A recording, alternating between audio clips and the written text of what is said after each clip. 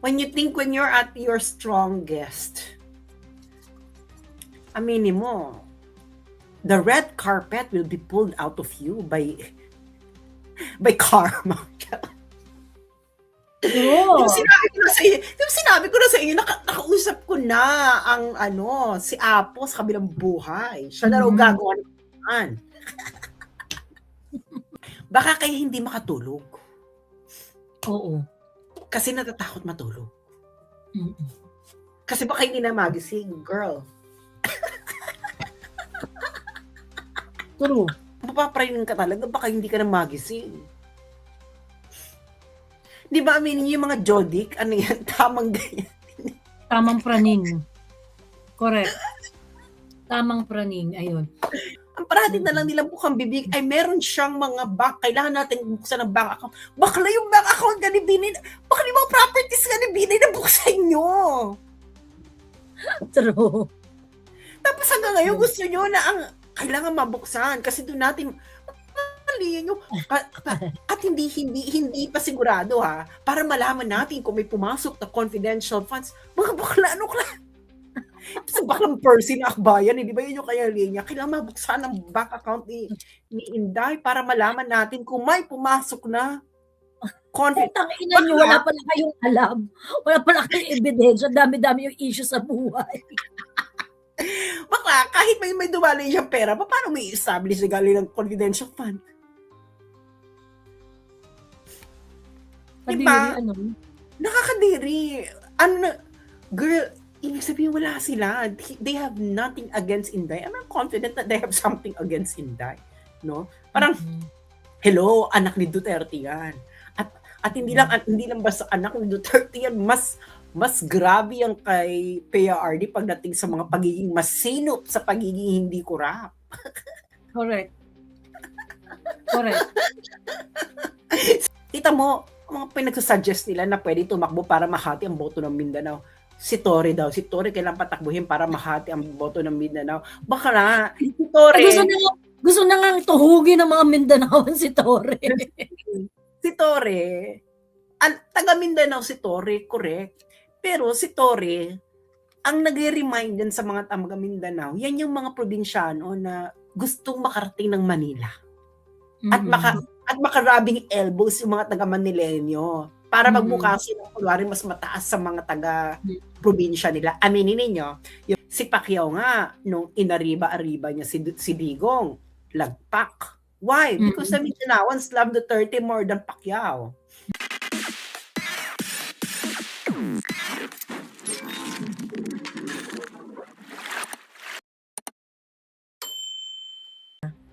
Ayan, hello! Kumusta? Mga bakla kayo ng taon. Kamusta na, mga bakla? Okay naman, ito.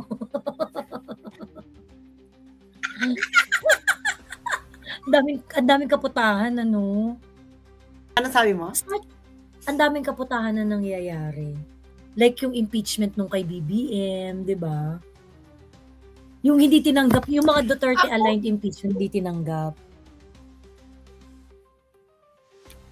Ako expected na yan. I think, sabi ko nga sa inyo, di ba, hindi naman siya matatanggal. Oo, tapos hindi mo kumikilos sa mga tao, di ba? So, kung ako mas gugustuhin ko ng tapusin niya. Talaga? Hindi, kailangan ng mga Pilipino ng todo. Todong pasakit, ano? Ayaw ni girl, alam mo naman mga Pilipino, para yung ang mentality ng mga Pilipino ay para yung mga telenovela. Kailangan muna nasa rock bottom bago umakyat ulit ang buhay. Aminin niyo, you know what? That's the truth. The things that you watch a lot shapes your mentality. Ikaw ba naman binugbog ka ng telenovela? Karamihan ng mga Pilipino. Kung hindi ka nanonood ng telenovela, okay sa'yo. Pero most Filipinos watch telenovelas. Ang telenovelas, shape niya ang landas ng buhay. Kaya be careful about what you watch about, no? Na Correct. Kasi nagba-ano siya nagta-translate siya into mindset eh. yes, of course. And of course, the Filipinos are very religious. Ano ba yung religious natin? Kailangan mo ng Messiah. That has always been the case, That's, Oo. diba, look at how you view things, like how most Filipinos view things. O, kailangan natin ng tagapagligtas. It is because of how your mindset has been shaped by the things that you consume. Edi, wala kang magagawa. If Filipinos have that kind of mentality, ayun ang eksena ng buhay. So, kasi una-una, kung ikaw ang papalit, gusto mo mong palitan ngayon na? Olats no? Olats. Lugi! Okay lang sana kung si PRRD yung papalitan mo, no? Di ba? Oo, nakalatag na. Pero bakla, itong papalitan mo mid-game? Oo. Saklap. Masaklap. Di ba? Ngayon, kung matatanggal man si Bibi, I don't think impeachment is going to be his end if ever hindi niya matatapos ang term niya. Hindi siya mai-impeach. Ako tingin ko, hindi siya mai-impeach. Malabo siyang ma-impeach. Ganon. Malabo siyang ma-impeach. Kasi hindi siya ma-impeach.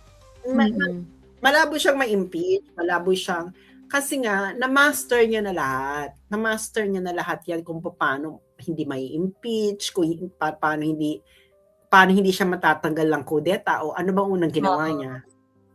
Di ba ano bang unang ginawa niya? Binatter up lahat ng mga higher Oo, halimbawa, kasi ganito yan, hindi ka, kung ganyan ka nakakakurap, hello, sinita ka na nga ng US State Department ang iyong what's that? Bureau of Customs, pero alam silang magawa. Hindi naman nila matanggal kasi nga, di ba, nakipag-deal or no deal na sila. Yan ang ano niya ginawa para hindi ka makudeta. Lapitan mo ang kumokontrol sa magkukudeta.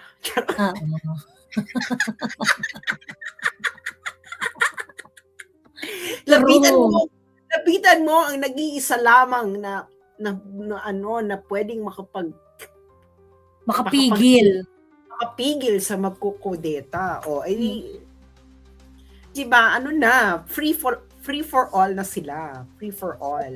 Diba? Kita mo, dugong-dugo na yung corruption, tapos hindi pa rin binababoy sa Western media si BBM. Despite all of, can you imagine, despite all of it, can you imagine si PRRD nagsalita lang na ang niya sa painkiller niya is fentanyl, naging world news na. Biglang ganyan. Ito, kapatid niya na mismo nagsabing Jody Kid. Hindi niya napapansin yung hindi niyo napansin yun na si PRRD sinabi lang niya na ang painkiller niya na pinrescribe ng doktor is fentanyl. Biglang buong mundo na, buong Western media na, ano pala to, ganyan. Pero to si BBM, shielded. Hindi niyo ba nakikita ang takbo ng panahon? Kaya, matalino to si BBM. Alam niya na kagad kung paano niya mapipigilan ng lahat. Alam niya na yan. Pero the thing is, alam niya nga, pero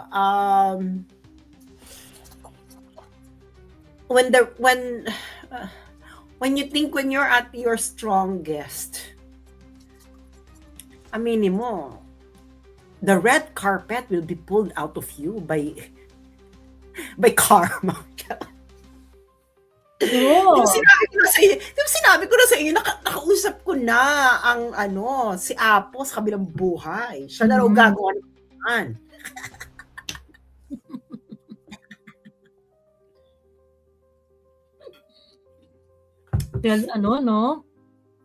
Baka kaya hindi makatulog. Oo. Kasi natatakot matulog. Mm. Kasi baka hindi na magising, girl. True. Aminin niyo yung mga bakla pag hindi na, mapapraning ka talaga, baka hindi ka na magising. Di ba aminin niyo yung mga jodik, ano yan, tamang ganyan. Tamang praning. Correct. Tamang praning. Ayun. Ako naman, feeling ko yan sa impeachment. Yeah, of course, syempre hindi talaga mai-impeach si BBM. Pero tingin ko, kasi unang-una, they can bend the rules, di ba, mga law benders naman, and they do not care about it. So ngayon, di ba sobrang brazen nila na hindi tanggapin yung impeachment complaint ng mga Duterte-aligned personalities. And I think the reason why is, syempre, yung House of Representatives, kaya naman nila nakokontrol yan dahil sa, diba?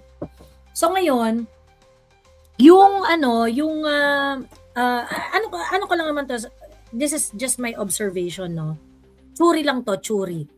Ngayon, itong transactional ang House of Representatives yung mga dyan yung mga tao dyan, very, very transactional.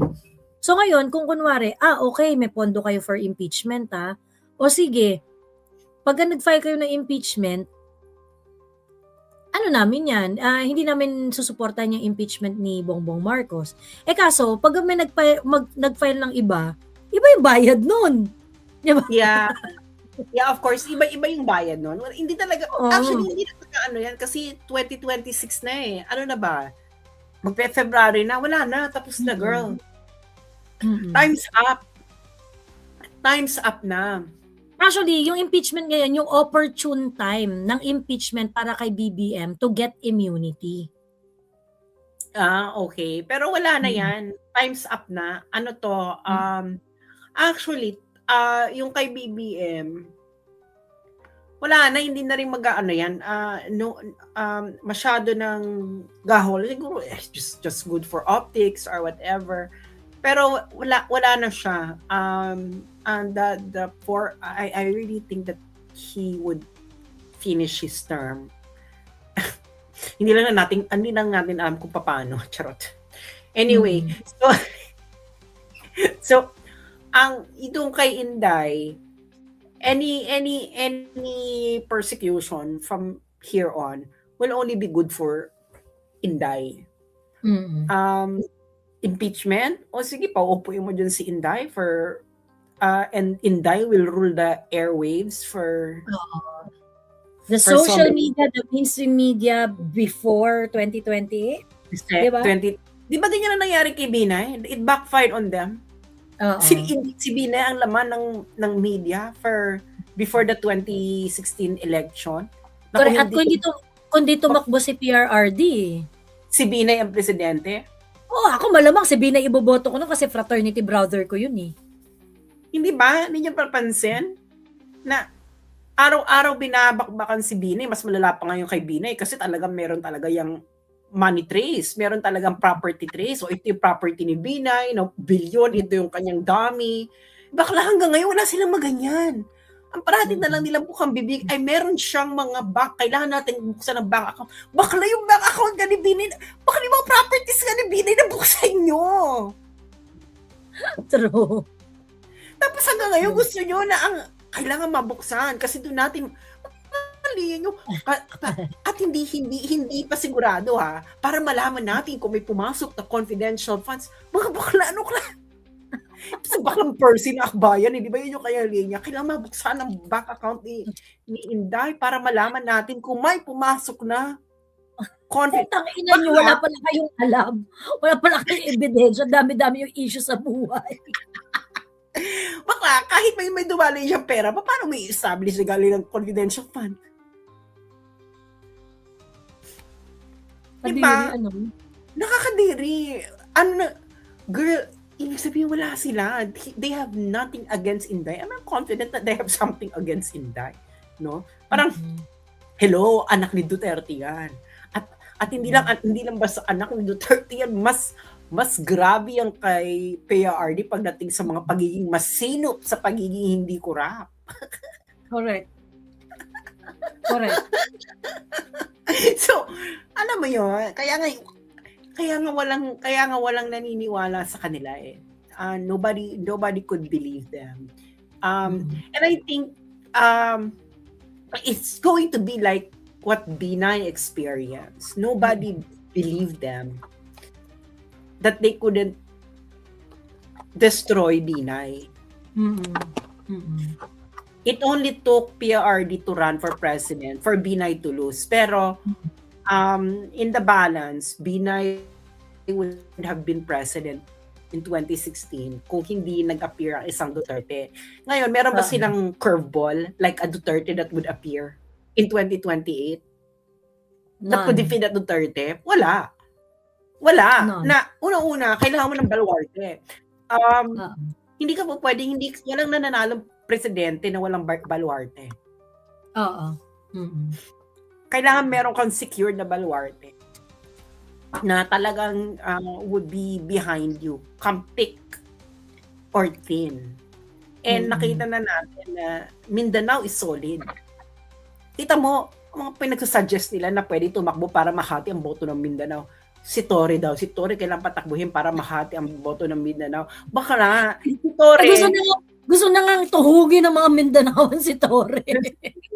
Si Torre, taga Mindanao si Torre, correct. Pero si Torre, ang nag-remind din sa mga taga Mindanao, yan yung mga probinsyano na gustong makarating ng Manila. At makarabing elbows yung mga taga Manileño para magmukha sila kunwari mas mataas sa mga taga probinsya nila. Aminin ninyo, yung mga taga probinsya doesn't Torre remind you of that kind of probinsyano? Kita mo, di ba nasa Manila na siya, enjoy na. Kita mo, sino ba ang nagdiriwang kay Torre? Hindi ba puro taga Manila? Before ba, do you even heard about Torre? Before the Manileños use him as a monkey, Annabelle? No one! So, hindi mo pwede sabihin na yung mga taga Mindanao magiging love nila si Torre. Bakla hindi, love din yung si Torre. Kung love ng mga taga Manila si Torre. Kung love ng mga taga Mindanao si Torre, noon pa, maugong na yung pangalan sa Mindanao. Pero pag ang pangalan mo ay hindi maugong sa Mindanao from the get-go, bakla, who you? Diba? Kita mo, si Pacquiao nga, nung inariba-ariba niya si Digong, lagpak. Why? Because the Mindanaoans love Duterte more than Pacquiao. Pacquiao na yun I mean, merong may pedigree sa sport. Oo. May pedigree. Hindi ba? So, ayun ang eksena ng buhay. Pag wala kang pag hindi ka rooted sa Mindanao, hindi ka sikat from the start sa Mindanao, bakla you cannot manufacture famehood in Mindanao overnight. Cannot manufacture love from the people. Ano yung bigla mo na lang sasabihin sa mga taga Mindanao? Oy, taga Mindanao ako, bakla naman ngayon. Ito kasi yung hindi nila talaga ma-achieve ever in their entire life. Di ba minamaliit ng mga yellows at saka yung mga anti-Duterte para ginawa yung passport 10 years na, yung driver's license 10 years na. Alam mo, may na-meet kami sa Siquijor. So si Kuya, high blood, talaga may Duterte talaga sa noo si Kuya. Yung Bax, yung nandun kami sa may San Juan, sa may Siquijor, sa may San Juan, may public pool sila Yung parang spring tapos leading to the ocean, ganyan. Tapos yung harap ng munisipyo nila, may public pool. Doon kami tumambay. Pagkatapos ngayon, ito si Kuya, high blood siya. Tapos dala-dala niya yung cellphone niya. Pagkakita niya sa amin, sabi niya, hindi namin kayo, ang tagal ko kayo hinanap kung saan kayo nakapwesto, dito lang pala kayo nakapwesto, ganyan. Tapos, hirap na hirap ako. Dapat yung location ninyo, pinagalitan kami ni Kuya ng bonggang-bongga. Tapos makita namin siya, yung dala-dala niya yung motor niya. Yung motor niya covered ng decal. Pagkatapos, picture ng family niya, tapos kasama si Inday Sara. totoo siyang picture, yung may picture talaga sila na kasama si Inday Sara. Sabi ko, grabe naman 'tong family picture ni kuya kasama si Inday Sara. Ayun. Tapos yun yung naka-decal dun sa buong motor niya. Yun yung nakalagay dun sa buong motor niya. Tapos ngayon, yung bungad niya sa amin, kuda lang ng kuda si kuya. Maingay lang siya talaga, kuda siya ng kuda. Tapos sabi niya gano'n, ang tawag dito, kaya ako gustong-gusto si Duterte kasi ginawa niyang 10 years yung lisensya. Sabi niya gano'n. Ginawa niyang 10 years yung lisensya, ganyan, kaya gustong-gusto ko talaga si Duterte. Sabi niya gano'n. Pagkatapos, syempre parang, okay, fine. Gusto ni Kuya si PRRD dahil sa lisensya, ganyan-ganyan. Tapos ito nga itong si Kuyang may DDS sinamahan kami dun sa Siquijor maghapon. Talagang siya yung, kung may kailangan kami, siya yung tumatakbo, siya talaga yung nag-a-assist, ganyan. Tapos nung dinner time na, nawala siya nung hapon, mga hapon, bumalik siya dinner time na. Pumunta siya doon sa venue namin kung saan kami nagpapasign. Tapos bit-bit niya na yung dalawa niyang anak. Tapos sabi niya, ang tawag dito, papakilala ko yung sa mga anak ko, pasensya na, nawala ako kasi sinundo ko pa yung mga anak ko, eme. Ganyan. And then, na-realize ko, na kaya pala siya kuda ng kuda tungkol dun sa, kasi yun yung negosyo rin niya, drive rin siya ng drive eh. Yun din yung kanyang negosyo. So, importante sa kanya yung lisensya.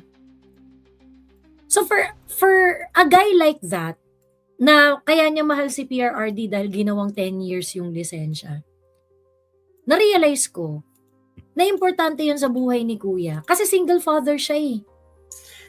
Father siya, tapos dalawa yung anak niya. Siya nag-aalaga na sa poder niya.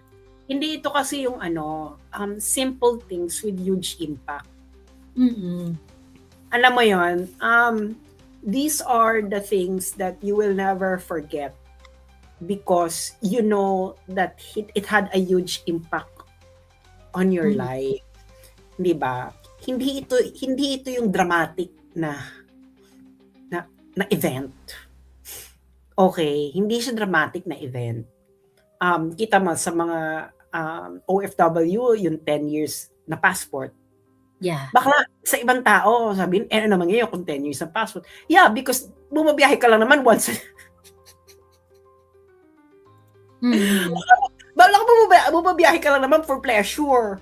Hindi talaga magiging impact sa iyo 'yan. Pero sa mga OFWs, umuwi kada taon, 'di ba? Na umuwi every 6 months, every hindi contract. Hindi nila alam kung gaano kahirap sa OFW mag-renew ng passport. Correct, oo. Minsan, hindi pa sila makapag-renew ng kontrata kasi yung passport nila mag-expire na. Tapos, pag mag-apply ka ng passport, ang dami pang Echebureche. Girl, naalala ko noon, pa-renew ako ng passport. Marami talaga echebureche, no? Kasi tatanungin ka para sa yung passport mo. Pag sinabi mo sa trabaho, bakla hahanapan ka ng kung ano-ano. Hahanapan ka ng kung ano-ano. Ganyan. Basta maraming eksena sa buhay. Nung ginawan 10 years, bakla nakamenos ka na. Once every 10 years ka na lang magpaparenew ng passport. Di ba? Ano pa ba? Yung Dolomite Beach. Parati nilang winawasak yung Dolomite Beach. Bakla, ilan ang bumibisita sa Dolomite Beach everyday? At anong naalala nila doon? Si Duterte may kagagawa nito. So, kaya nga mahirap yung burahin si Digong. Yung mga maliliit na travel operators, yung mga bankero sa Boracay or mga tricycle driver papunta sa ganyan. Anong maalala nila nung panahon ni Duterte? Ang daming turista. Tapos, kaya nga hindi epekto yung gagawin nyo gagawin nyo pa ng dambana si Kian, ganyan. Baka nobody could relate. Hindi nga siya ginagawang hero sa lugar niya. Ginawa yung hero for yourself. Ginawa yung hero for yourself.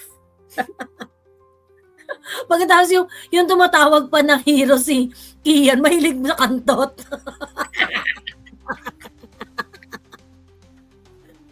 Not gamer pa. Hindi ba? Hindi, kaya nga sabi ko, ay wala to. Wala silang pang-counter. Lahat ng pang-counter sila mga elitist. Alam mo, Sasa, yung mga ganung bagay, iniiyakan ng mga tao. Yun.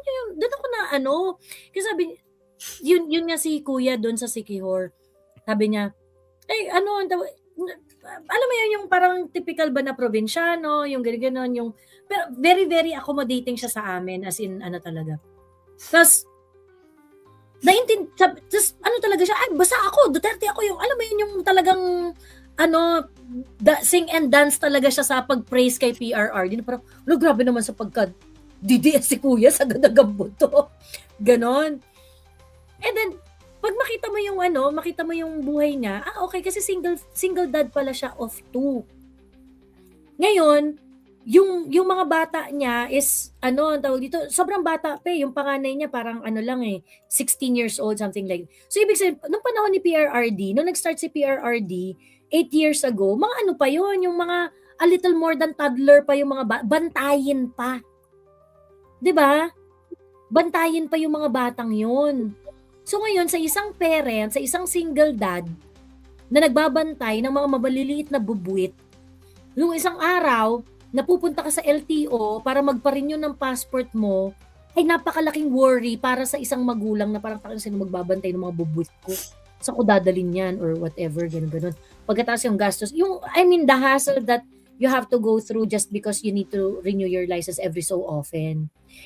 Tinanggal na ni PRRD yung burden na yun. 'Di ba?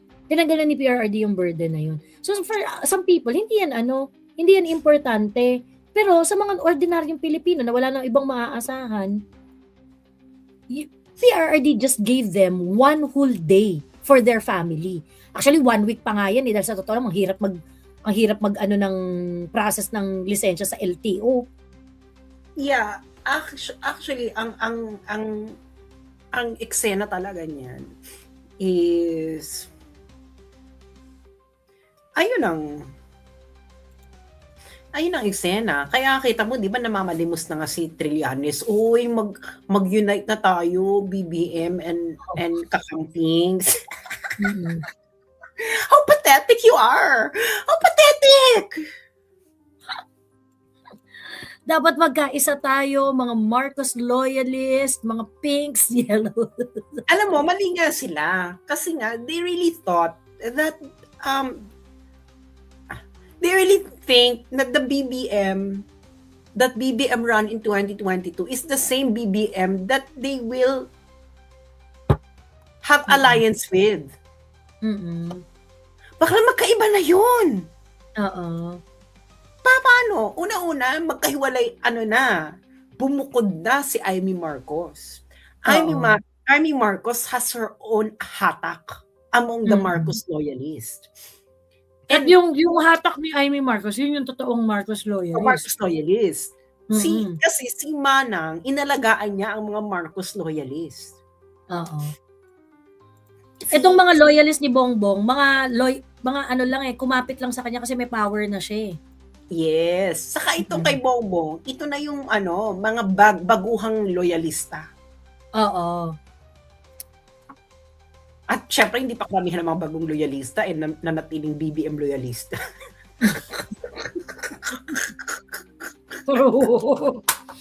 Hindi pa tested yung mga yan, di ba? Hindi pa yan tested. Kaya kita mo, sino yung, di ba nagkaroon na sila ng vloggers,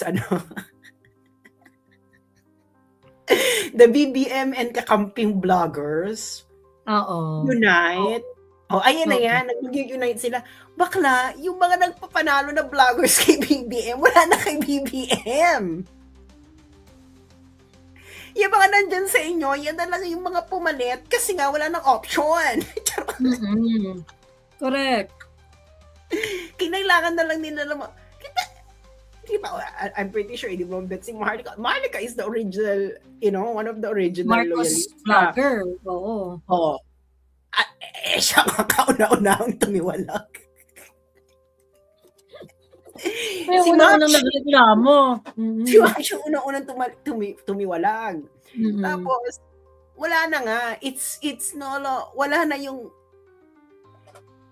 they are lost in space. They really think that the BBM, yung BBM ng 2022, kaya naamor sa kanya ang mga tao dahil nga sa ginawa ni PRRD, pinalibing niya yung tatay. O nung pinalibing yung tatay, na nailibing ang narrative ng Dilaw. 'Di ba? Nailibing. Mm-mm. Bakla, yung nagpalibing sa tatay, pinakulong mo sa ibang Pinukulong, bansa. oo. O di ba balik uli yung katantaduhan niyo?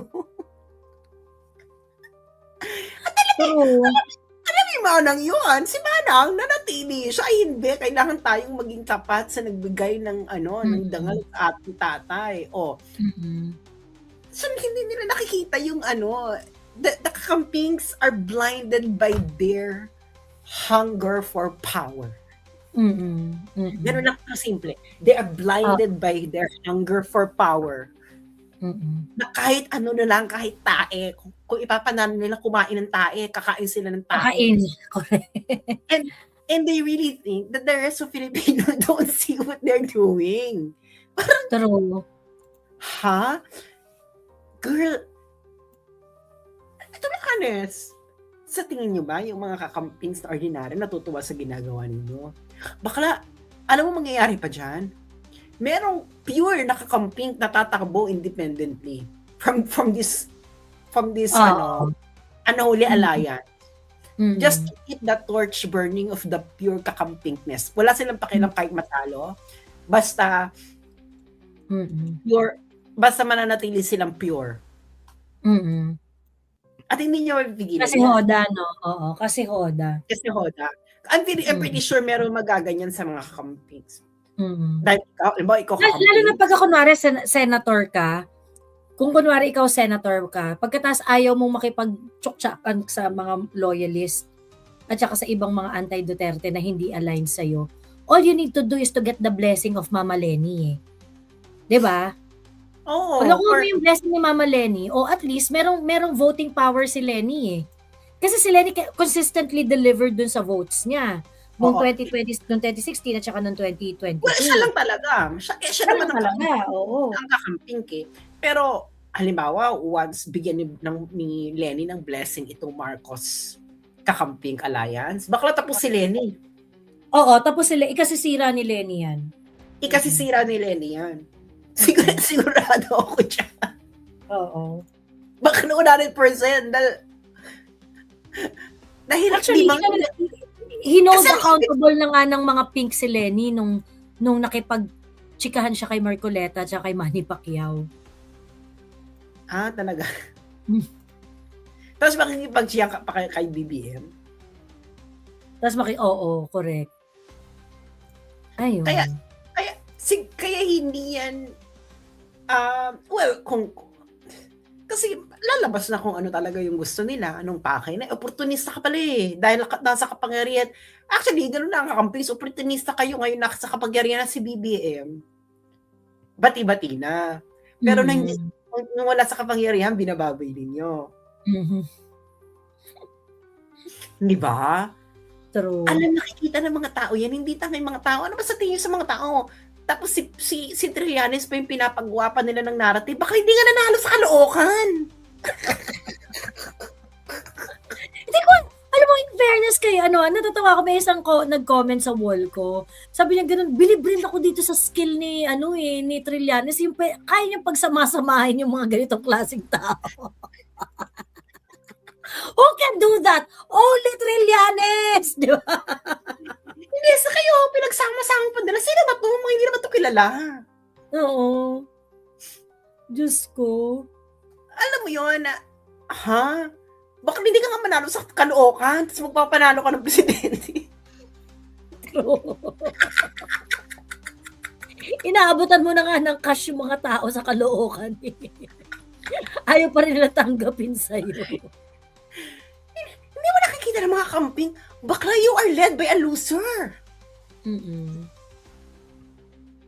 Nakita niyo ba yung tumatak yung naglalakad siya Caloocan, hindi siya pinapansin ng tao. Totoo, Diyos ko. Kasi nag-aabot na siya ng pera, hindi pa rin siya pinapansin. Tapos sinabi di ba ng isang ano, ha? Trillanes, patatakbo yun, hindi naman taga Caloocan yan. Oo. Hindi niyo ba nakikita how how cringy Trillanes is for the di ba? Ito naman kasi hindi nakikita nila Risa, no? That Trillanes is so cringy Mm. na hindi siya nanalo sa Caloocan. Tapos siya yung Oo. gagawin niyo na parang, ikaw Trillanes ang mag-devise ng paraan para manalo tayo sa 2028. Ang ina. Ayan, silent majority daw sila Antonio. Ha ha ha. Sabi ni Christopher Barton. Ayun naman yung silent majority sa sobrang silent natatalo ka. Yun, dahil sa sobrang silent. Ibig sabihin ng silent, non-existing. Yung silent nila, ibig sabihin non-existing. Parati na lang kayo Yung silent kasi natin, sumusuport, pero silently. Yeah, Ganon. pagdating ng election, doon na sila nagpapakita ng ano. Kasi, Oo. alam mo naman mga Pilipino, sawa na to sa kalsada, etc. Ano na lang sila, maghihintay na lang sila ng batuhan. Doon na lang sila gaganti.